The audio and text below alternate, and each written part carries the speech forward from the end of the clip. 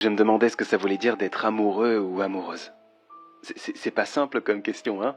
Comment est-ce qu'on sait que c'est le cas?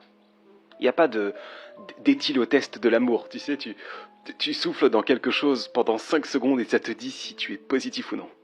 Alors, comment savoir que l'on aime ou que l'on est aimé?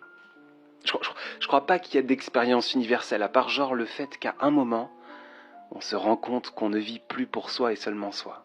Non, on pense à nos choix en pensant d'abord à nous deux, mais au singulier.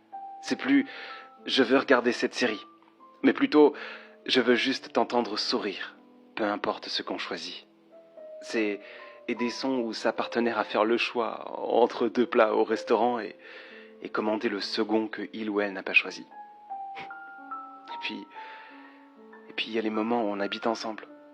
Je crois que l'on aime quand vivre avec l'autre a le goût de vacances éternelles, même quand on s'engueule.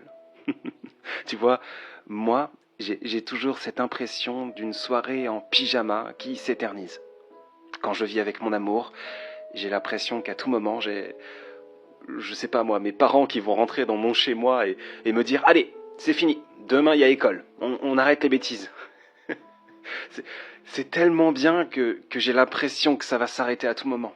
Je suis si heureux que j'ai l'impression qu'à tout moment, il y a quelque chose qui va me rappeler à l'ordre. En fait, je crois que si on se pose la question « Suis-je amoureux ou amoureuse ?», c'est qu'on a déjà la réponse.